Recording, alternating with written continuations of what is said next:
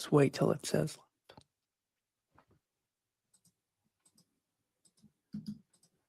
Alrighty, and we are live. Keith Knight, how you doing, buddy? I kind of forgot that I needed to introduce you here at this introduction, but welcome to this episode of the Libertarian Institute Roundtable, where me and Keith Knight are hosting. Keith is our editor at the Institute and the author of two of our great books, including Domestic Imperialism, which we will be talking about today.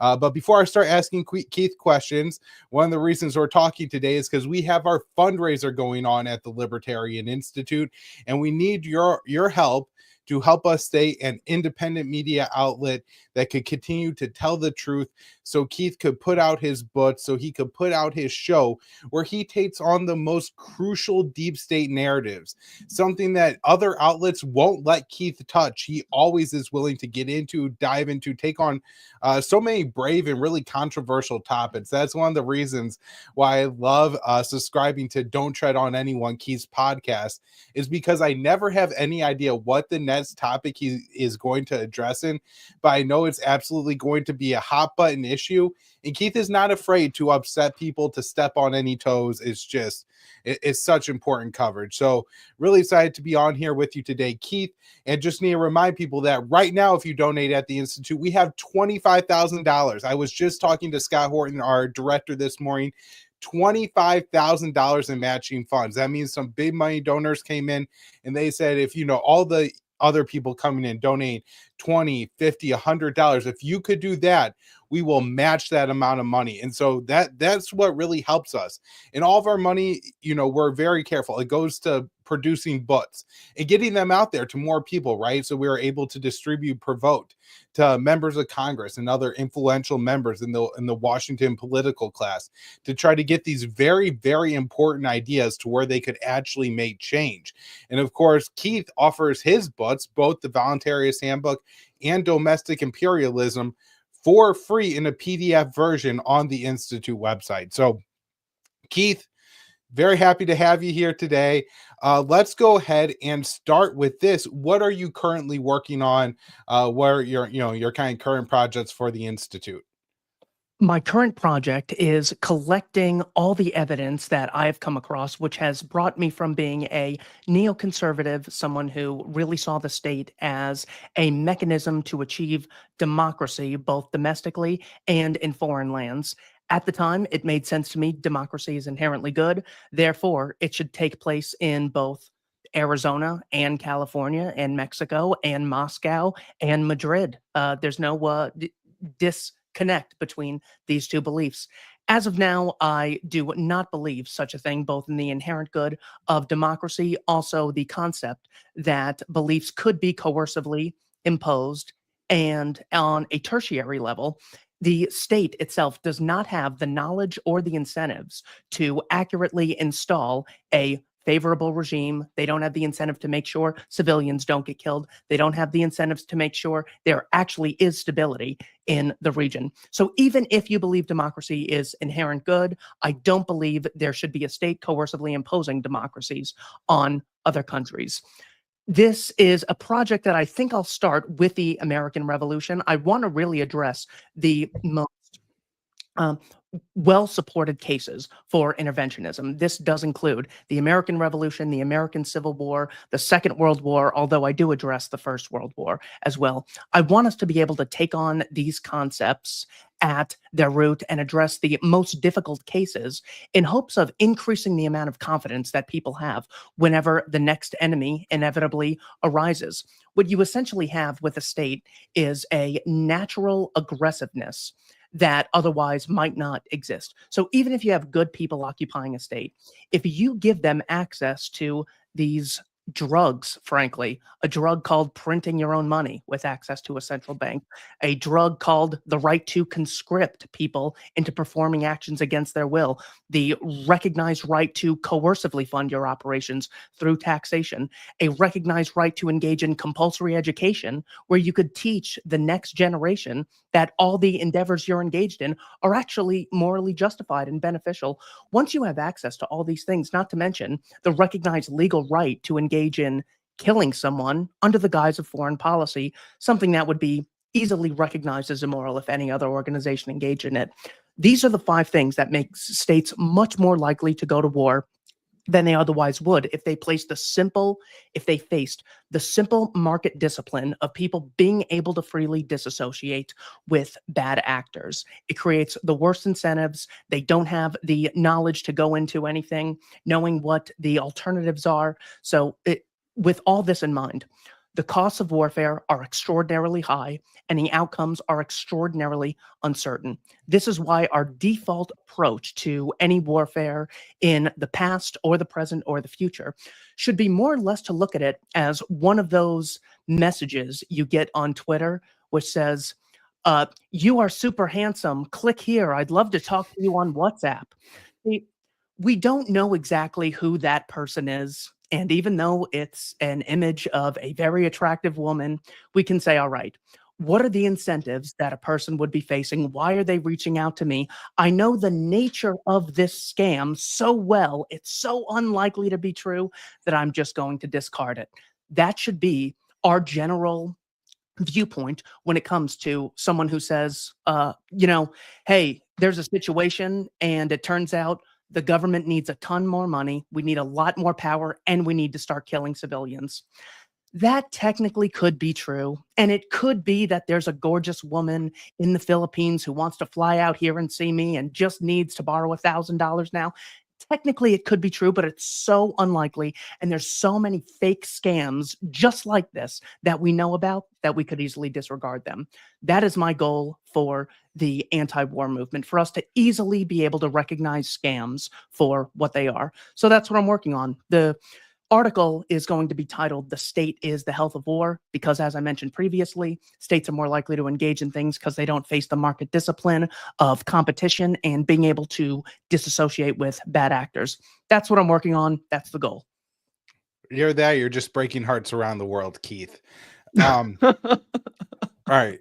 So, domestic imperialism, 9 reasons I left progressivism.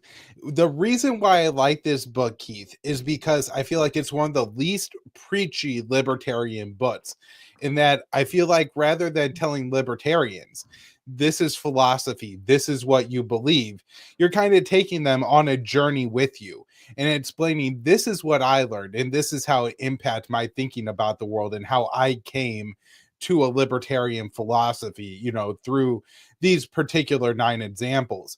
And the first one in the book is my favorite chapter, just because this one had a big impact on me too. This is the Pulse nightclub, the Omar Mateen shooting, where in 2016 I was starting to become a libertarian. I had found Ron Paul a few years ago, but I certainly wasn't like producing a lot of content or really thinking about these things as much as I needed to. And when it ended up, getting exposed that he didn't go shoot up this gay nightclub because he was a Muslim and hated gays, which was the narrative that came out of the Obama administration, but rather this was blowback terrorism for the U.S. drone war in Pakistan. It really made me more skeptical of everything. And as you were just saying in your intro there, I was no longer messaging back these Filipino women saying, here's my credit card number, please come visit me next week. And so, that was a real breaker of that, you could trust the media. Even when it seems like the narrative makes sense, you always have to question it if it's from the mainstream. And so, Keith, why don't you just kind of briefly take us through, for maybe people who don't know or haven't heard the whole story, kind of what the lie was and then what the truth was. This, by the way, was a bipartisan lie. But at the time, for me, it was so predictable for Republicans to be lying about this. It was rather odd for me to see a guy, which I was very passionate about supporting, Barack Obama, in 2008. I thought this was a great repudiation of the Dick Cheney, George W. Bush era. We are completely turning the tides and embracing the Harvard graduate, kind, sensitive, thoughtful Barack Obama. So the fact that Trump spread this same lie was not very surprising to me. It was more or less expected.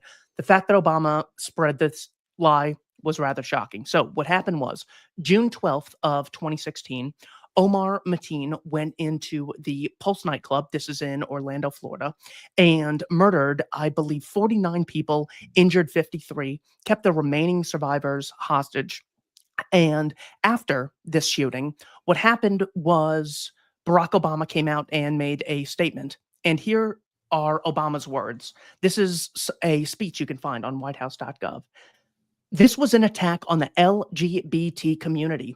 Americans were targeted because we're a country that has learned to welcome everyone, no matter who you are or who you love, and hatred towards people because of sexual orientation, regardless of where it comes from, is a betrayal of what's best in us. At the time when I had heard this going around, it didn't occur to me that this is a theory that a person is putting forward. Surely the Harvard graduate sitting president of America would have a very, very big citation for his claims. This is the guy who has access to all the intelligence. He must know what he's talking about. He couldn't just be deliberately lying to us. Turns out there is a way to falsify this claim. What you have when it comes to terrorism is an attempt to create a shortcut to fame. A lot of people know that if I want to be known everywhere by tonight, it's going to be hard for me to find like a really great thing to do. Even if I gave all my money away to charity, I don't know if the news would report on that. But if you engage in an act of terrorism, you know all the news media outlets are going to have eyeballs on you. So looking at terrorism that way, what we would want to look at is what Omar Mateen chose to speak about when he had more eyeballs on him than ever before. We'd expect Allah is the one true God. Here are my favorite quotes from the Quran. Here's why homosexuality is just evil and terrible. We would expect something to the extent of that now that he had more eyeballs on him than ever before. Here is a transcript of the phone call he had with police while he was holding people hostage in the Pulse nightclub in Orlando, Florida, June of 2016. He said, "You have to tell America to stop bombing Syria and Iraq.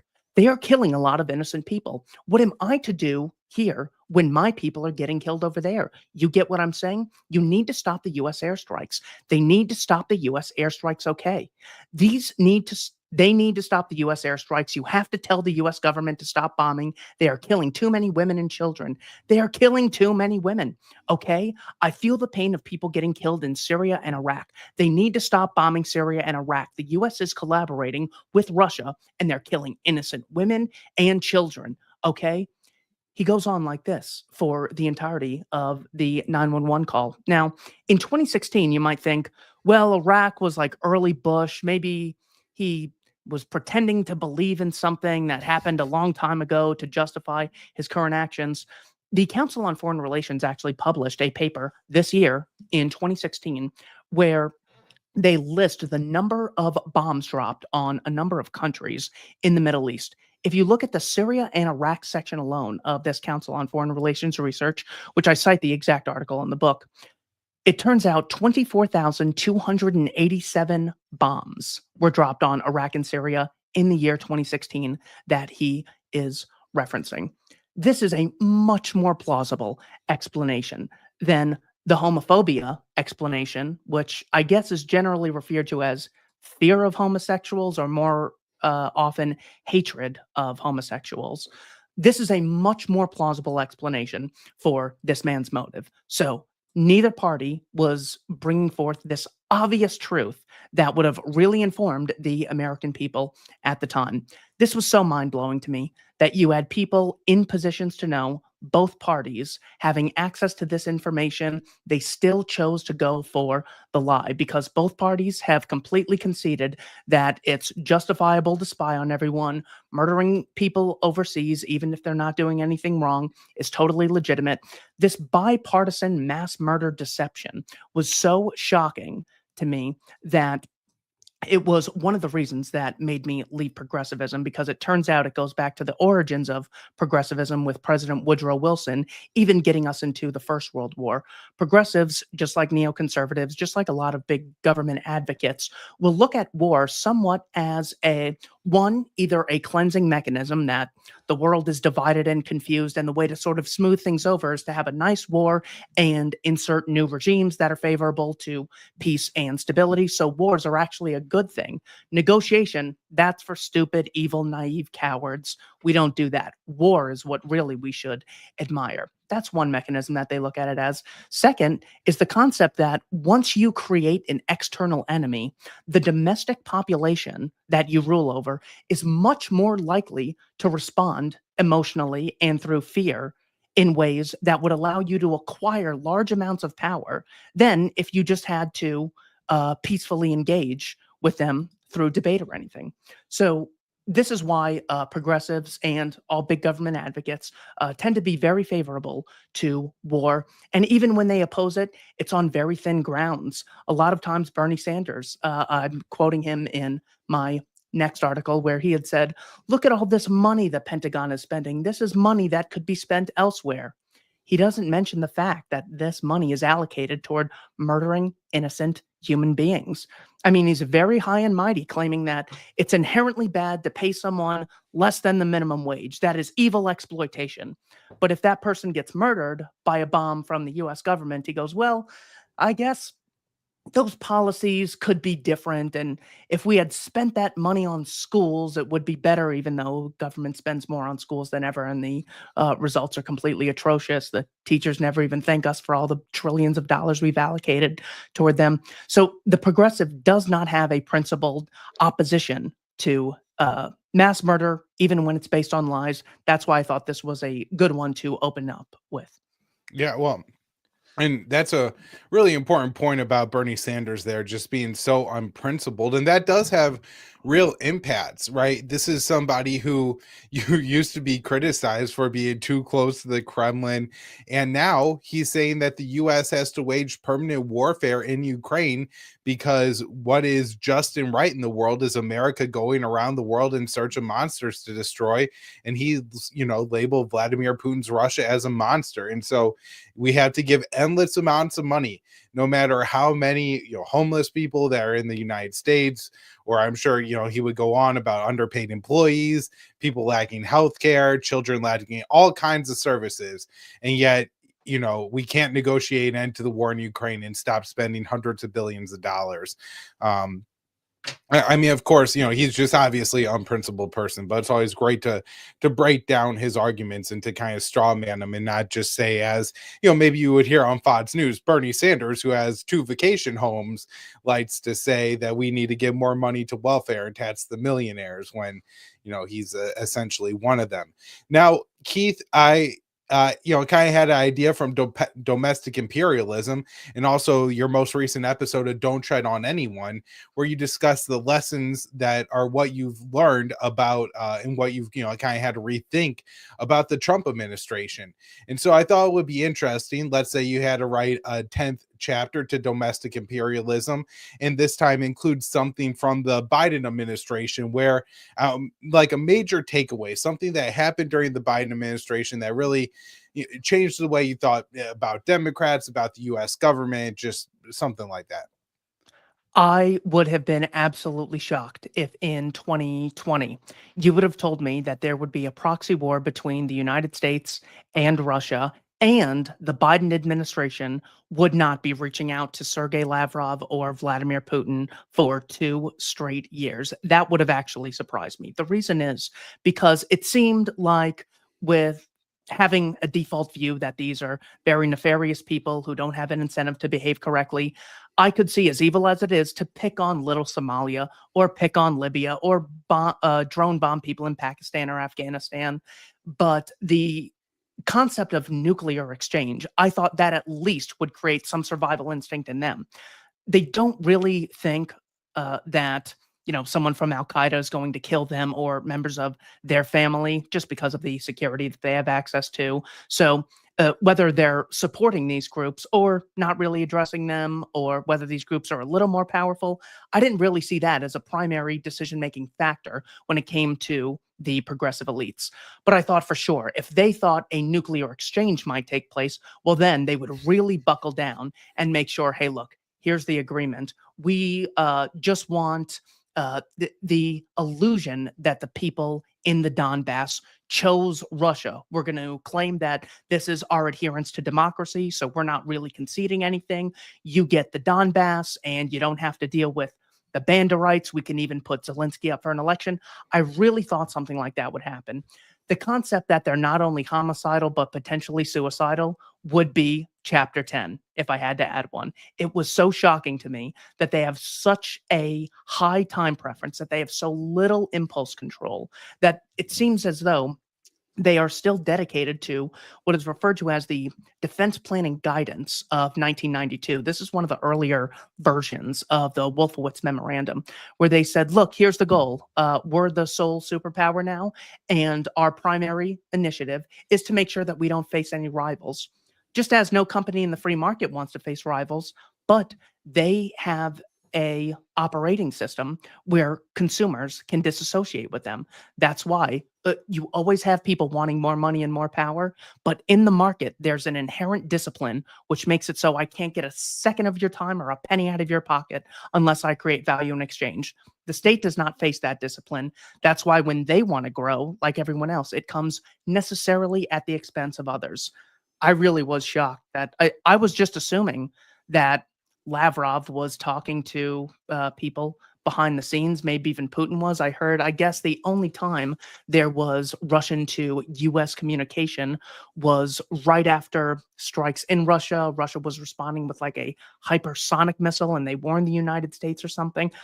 I forget the exact concept, but I would think you'd at least have someone like Blinken or Sullivan or Biden or Harris, someone saying, we've reached out to Russia, we're doing everything, and that's our act of goodwill. So now you can't say that we're not trying to make peace here. That wasn't even part of the narrative that they were trying to give the population. They weren't even trying to lie about it. That's what was so surprising. That would be the 10th chapter. Yeah. Well, and I mean, just to add to that a little bit, Keith, I think the most serious diplomacy that happened between Russia and Ukraine after 2022 was when Blinken talked to Lavrov about exchanging the WNBA player Brittany Grenier for a Russian arms trafficker. And when they issued those statements, the U.S. was we only talked about the prisoner swap. We did not discuss the war in Ukraine. We didn't discuss arms control, the broader US Moscow relationship. They were clear that there was no real diplomacy beyond the prisoner exchange. And it's just so crazy that the propaganda narrative turned into we can't negotiate with anyone ever.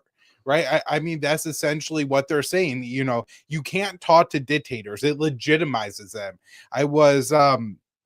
I forget who it was, one of the hosts. I think it was Shannon Beams from Fox News Sunday, who was asking the Trump envoy who recently sat down with Hamas, aren't you worried about legitimizing Hamas with these talks? It made Israel so mad. And it's just like when Trump talked to Putin and the liberal media was freaking out, like he did talk to Putin, but also the Americans sitting down with the Russians in Saudi Arabia. Oh my God, they talked to the Russians without the Ukrainians present. How dare they do that? And it's just this really weird consensus that has developed in Washington. And then they're like, oh, Reagan would be rolling over in his grave over this. Well, what did Reagan do? He talked to the Soviets, Gorbachev. right? Yeah. And so invited Gorbachev to America. It's not like they even met in Switzerland or anything. Yeah. Right, these people either have no knowledge of American history, or the people in Washington D.C. have no knowledge of even recent American history. Right, everything is just like their grandiose ideas about World War II and the founders, and everything is about upholding the international world order. And this is somehow supposed to be from the founders' vision and everything. And it's all completely contradictory, but this is what we hear just day after day after day. And so, Keith, now I know it's a little bit harder to do chapter 11 with the Trump administration because we're only 2 months into it.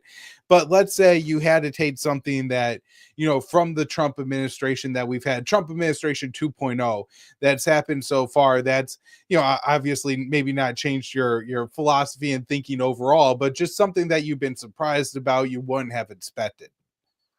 There's a number of things I wouldn't have expected. The most significant ones, I might open the chapter with Just the quote, Pocahontas wants it to go on 5 more years.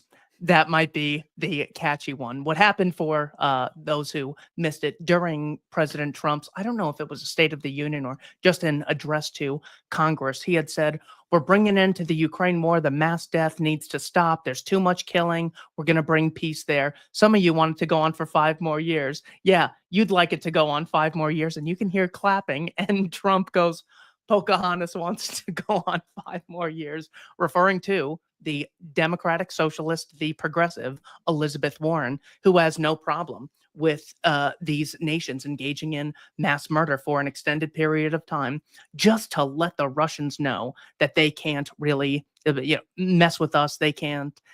We are the big, tough guy on the block. Just as they would see places like Florida, they would not recognize their right to secede. They also see areas in the Donbass as not having the right to secede or disobey a government like the Ukrainian government, which is friendly to the United States. They see it as an equal betrayal of where their allegiances actually should be. Doesn't really matter what the people in that region actually believe. It doesn't really matter the results of their referendum. It doesn't matter that they voted disproportionately for Viktor Yanukovych in 2014. This is one of the most common things you see in politics. People get into something because they oppose something, and then they inevitably become that thing.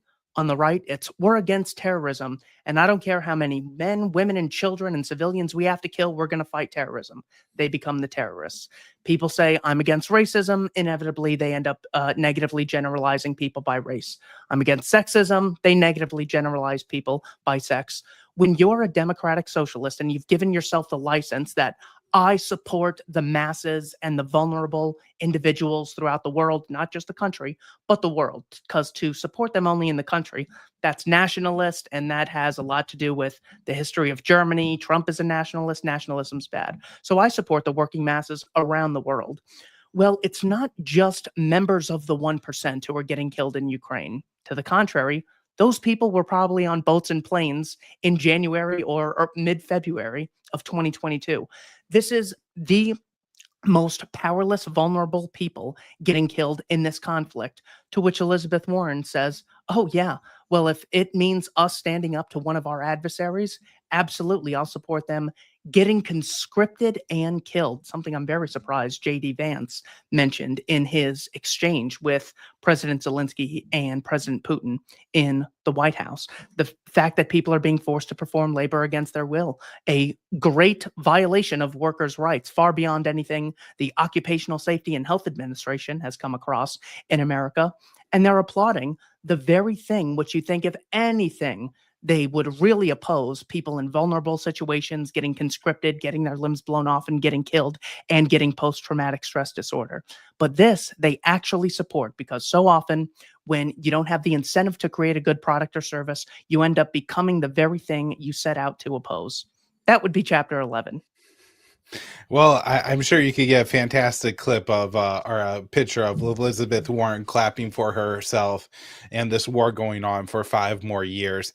Keith, before we continue this conversation, I just want to take a quick moment to remind people that we are holding our fundraiser at the Libertarian Institute. We don't ask for money very often. We try to, make the donations that we get stretch as far as possible, because, this isn't about creating a big fund or building a big headquarters or anything like that. It's just about getting the narrative out there. And we do this in multiple ways. There's the articles, the featured articles every day, great op-eds from leading libertarians and anti-war voices who are really breaking down and explaining the news of the day.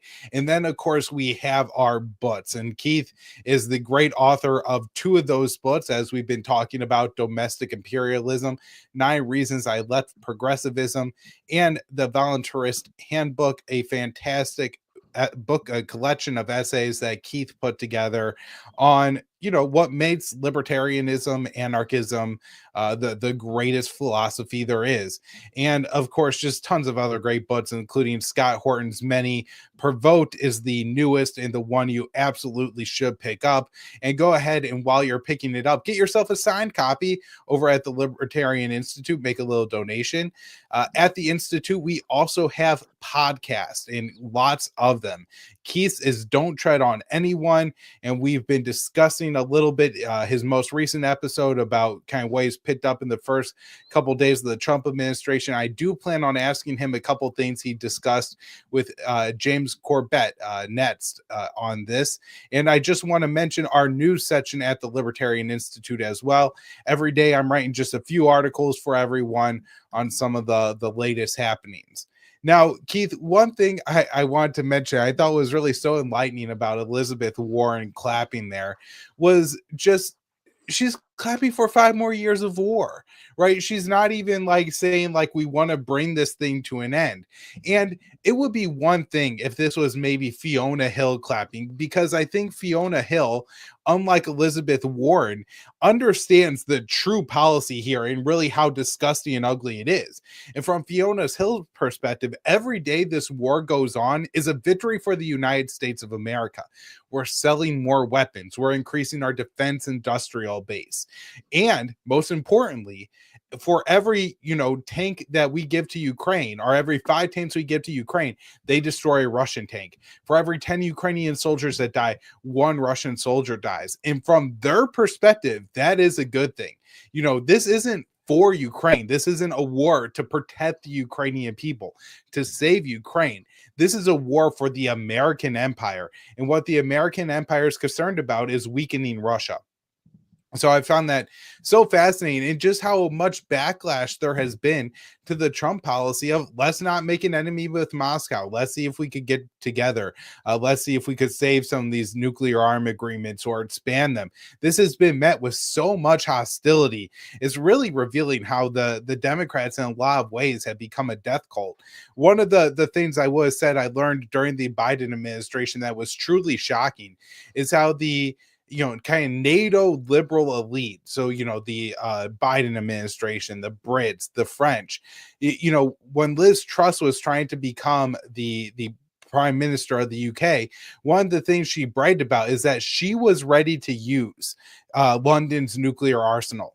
She was ready to bring on Armageddon. And this was supposed to be a sign of strength, that she's a great democratic leader, that she's willing to bring about the end of the world. I mean, this is just completely disgusting and distorted logic, but this is really what prevails in the thinking of the elites, both, in the United States and across the Atlantic. So, Keith, you had this great interview with James Corbett. I thought it was really fascinating. You guys touched on a lot of topics, but especially as the news editor of the Libertarian Institute, the thing that I thought was most interesting is your conversation about what actually is news. And Corbett kind of gets into how, and this isn't something that even I think about on a daily basis, but for a lot of Americans, their news is selective for them. It's not necessarily the most important things or the things that impact their lives that they're, flashed in front of their faces and warning, if you don't address this, bad things will happen.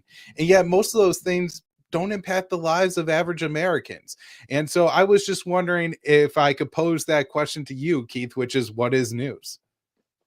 Uh, News, I guess, in the general concepts would be the attempt for some people to explain the world people can't directly experience to them. So there are things you experience in your everyday life, but you're not going to be able to travel around the world and find out about how the world operates. So the news is an attempt to summarize world important events to people who can't experience them directly. That, I think, would be a general description of what people would like the news to be.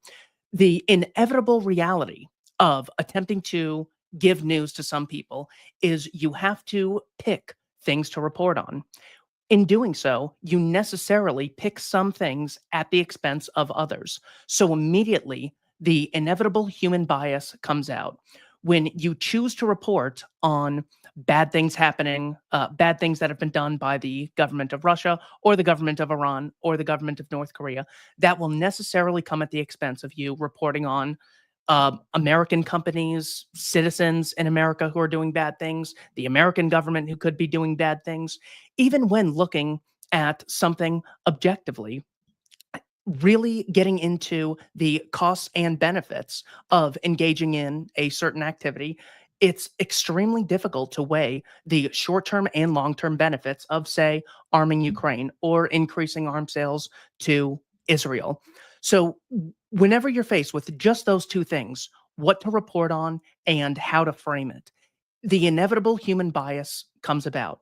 So, the great lesson that we should learn is to stop this fool's errand search for objective news. We should recognize that even if someone's being completely truthful, they are selecting to report on some things at the expense of others. So, why do they want us to draw our attention to this at the expense of that? What are their biases? Just knowing this drastically decreases the likelihood that you will get unjustly manipulated. That I am very biased at the Libertarian Institute. I report on some things at the expense of others because I have a worldview that I want to promote. There's nothing wrong with that. The problem is people often see ABC, NBC, Fox News, CBS as more objective journalism, or they'll see academics publishing papers as saying, well, this is real science. This is sanctioned. This is an accredited university. Notice that just the two things I mentioned, what you focus on and whether or not you weigh the costs and benefits, short term, long term, that alone means every piece of information is bias and not necessarily subjective, but it's subjective in their attempt to um, basically weigh the importance of any given news item. So when John Ratcliffe finally comes out and says, yeah, it turns out COVID came from a lab in China, one way to say that is finally they're admitting it's true.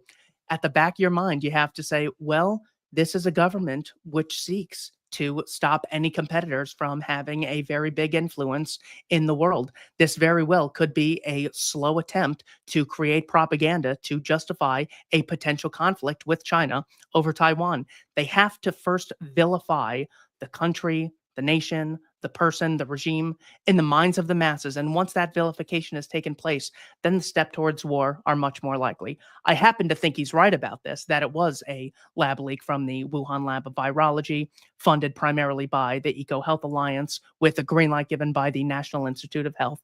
But the question is, why would they be reporting that? Why would they select that now? So when James Corbett says the news is a social construct, it's not something that inherently exists and you're able to observe it. It's something selected by any and every news organization in an attempt to persuade you of a certain way of thinking. Once you recognize that inevitable bias that comes with every piece of news, you're less likely to get manipulated by it. That's why I thought that was important. Yeah, and all great points there, Keith. One thing when I was really trying to get into the writing sphere, listened to Matt Taibbi, Glenn Greenwald, Aaron Mate, Michael Tracy have conversations about how to approach covering subjects and how to have bias and just be transparent about it was their main point. And that the problem with the mainstream media is that the Associated Press is presented as not having a bias. This is supposed to be wire service, right? Just straight fat news statements, summaries of events. And in reality, everything is just packed full of propaganda. There's no articles about Israel that don't mention October 7th. Right, everything is framed in October 7th. They'll never mention any of the previous Israeli operations or even the disengagement plan in their articles. All that context that would show or would make people feel sympathy for the Palestinians is left out. It's just the context that would make people feel sympathy towards the Israelis is left in. And so, at the Libertarian Institute, as the news guy, I am Kyle Anslow of antiwar.com and the Libertarian Institute. What I believe in is written there very clearly. When it comes to other news agencies and other political commentators, not only are they not transparent about kind of, their worldview, and they present themselves as having no bias, they often cover up, their associations. They don't reveal that they work at this think tank that gets money from Lockheed Martin, Raytheon, the UAE, and that, that obviously is going to impact whether they're saying that we should sell weapons or send missiles to Ukraine or Israel or any other country. All that context is left out. And one of the great things about the Libertarian Institute is we are an independent organization. That is all these small donations that come in, the 20, the 50, the $100 donations, the people who buy a copy of Scott Horton's signed book, that the people who just want us to keep doing what we're doing, which allows us to say what we think, to cover what I think is important, and not necessarily repeat the narrative of this foreign government, this company trying to sell this system. I think that's kind of what makes the independent media in general is so superior, and why we are now thriving, as so many mainstream outlets are struggling to attract any viewers. When you go on Part of the Problem, when I go on Judging Freedom, we probably have a bigger audience than whatever's on MSNBC or CNN at that time of the day, right? Like, Yeah. that's really cool that we are growing in this way, and that even myself, me and you, like younger libertarians, have now been given a platform at the Libertarian Institute, are willing to and able to make this impact. So again, for people who can contribute, head on over to the Libertarian Institute and make a donation. So Keith, I want to ask you, while we're talking about the news, what are maybe one or two like kind of news stories that you think we're going to see during the Trump administration that are going to try to, propagandize the American people in a certain direction? Kind of from my perspective, one of my top concerns is around the Iran nuclear program, and how whenever it's talked about in the mainstream media, and this is where the Trump and the mainstream media line up, is that it's always presented as Iran is just about to get nuclear weapons. I mean, I'm sure for me and you, right, this is since our childhood, since I was a little boy, under 3 feet tall. There have been warning, Iran's about to get a nuclear bomb, Iran's about to get a nuclear bomb, 90% of the way to a nuclear bomb, 2 weeks away from getting a nuclear bomb. And here I am, an adult with my own child, Keith, and Iran still doesn't. Not only does Iran not have nuclear weapons, the CIA says they're not even trying to build nuclear weapons. And so, can you think of like a propaganda point or two that you think is going to be really weaponized over the next couple of years?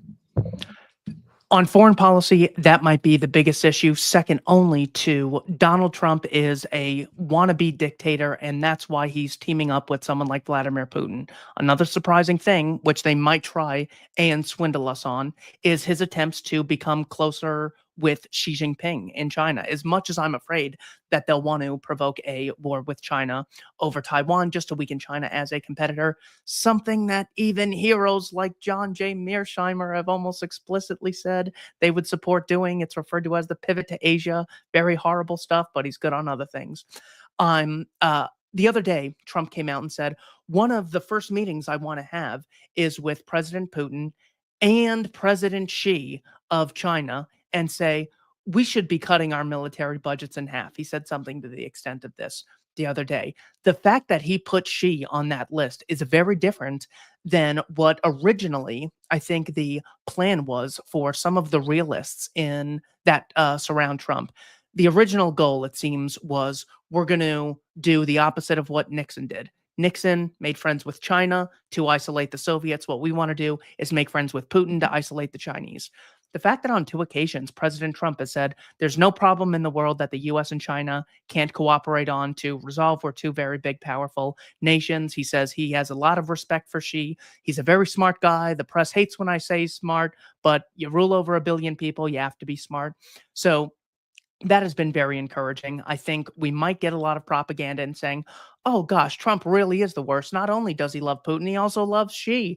And if you remember, he also loves Kim Jong-un. There could be no one worse. I mean, negotiating with people who have nuclear weapons, that is just the most evil thing that I could ever think of. I think that's going to be one. The other one is going to be an attempt to create a de-civilization narrative around Trump. That the history of America is an attempt to build things up the way we know we're trying to build things up, is we're increasing government funding toward certain institutions.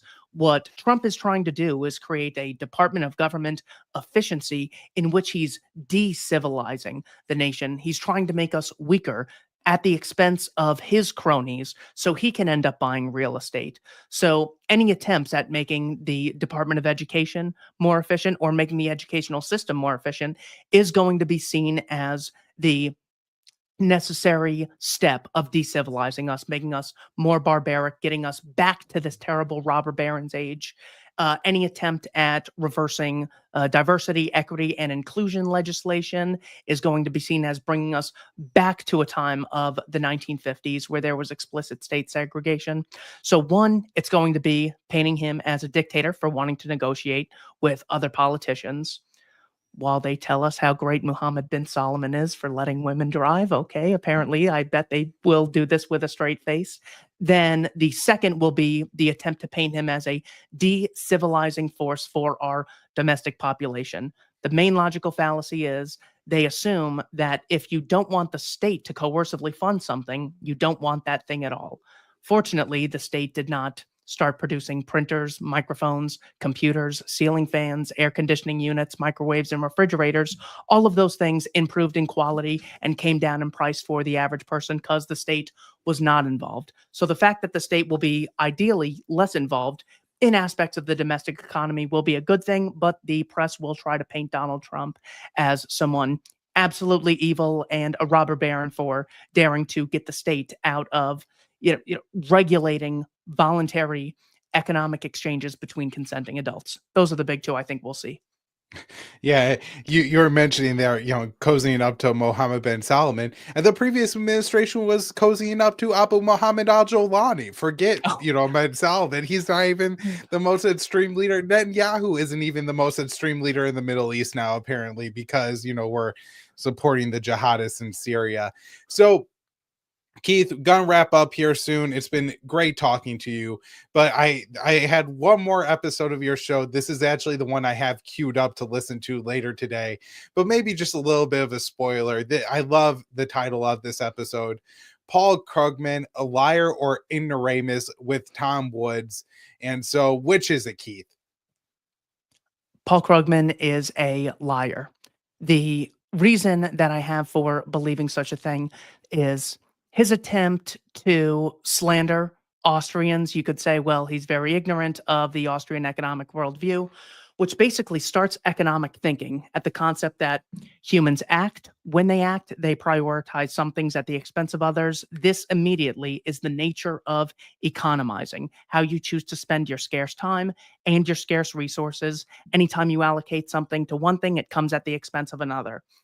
That is the point of disagreement that Keynesian Paul Krugman has with the Austrians in general.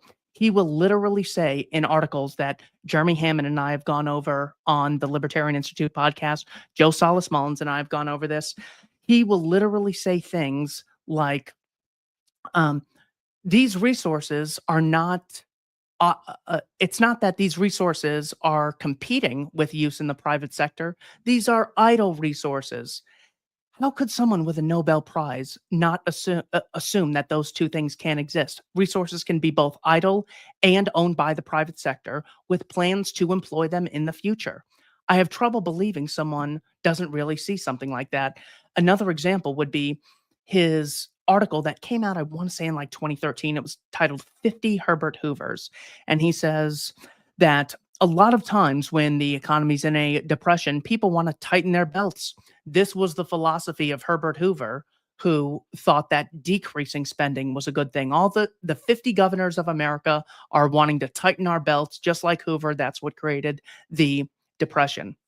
This is so obviously a lie. If you look at the amount of federal spending that took place under Herbert Hoover in 1929 when he got elected, and then compare it to 1933, his last year, you would think, according to Krugman's claims, that we saw a drastic decrease in government spending.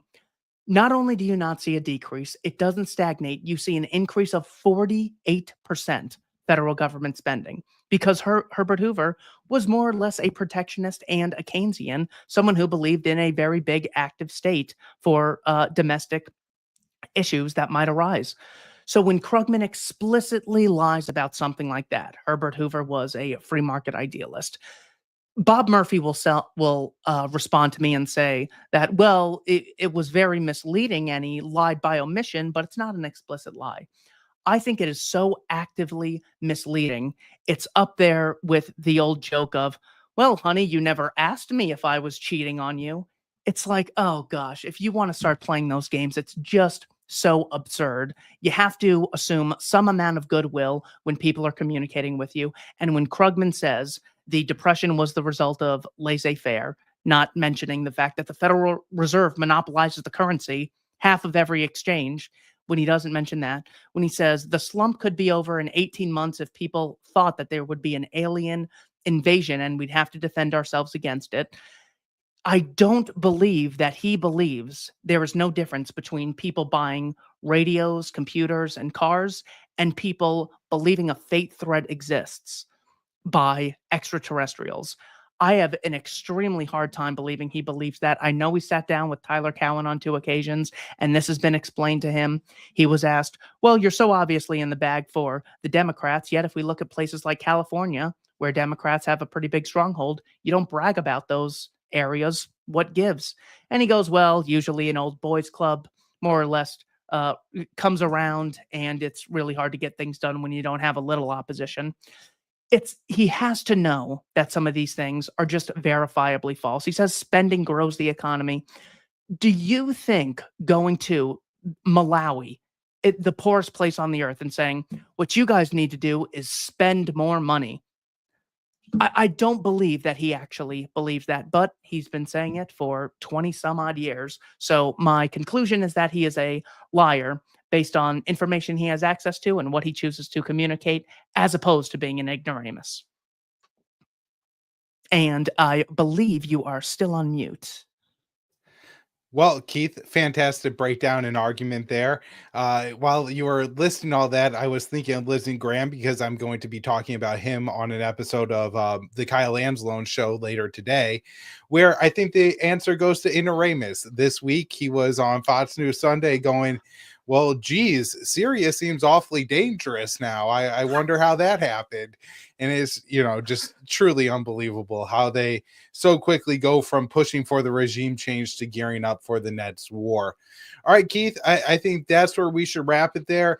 Just want to quickly mention to everyone to make sure you're subscribed to Keith's podcast, that you at least go get the free copy of his book. You really should have one on your bookshelf. That way you can lend it out. But have the free one. Keep the link around. That way you can send it out to people and push it, because he does offer both of his books for free over at the Libertarian Institute, which I really appreciate.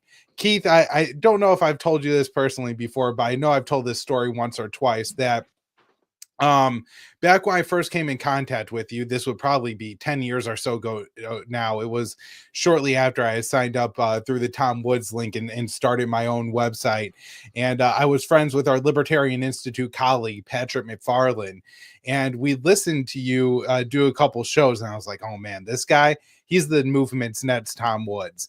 I saw that you had the ability to take our philosophy and take contemporary issues and really combine them and explain them to people in a way that's just so relatable. And I have certainly seen you, I guess I can't say grow, but shrink into that role and have just become a really, really great leader of our movement.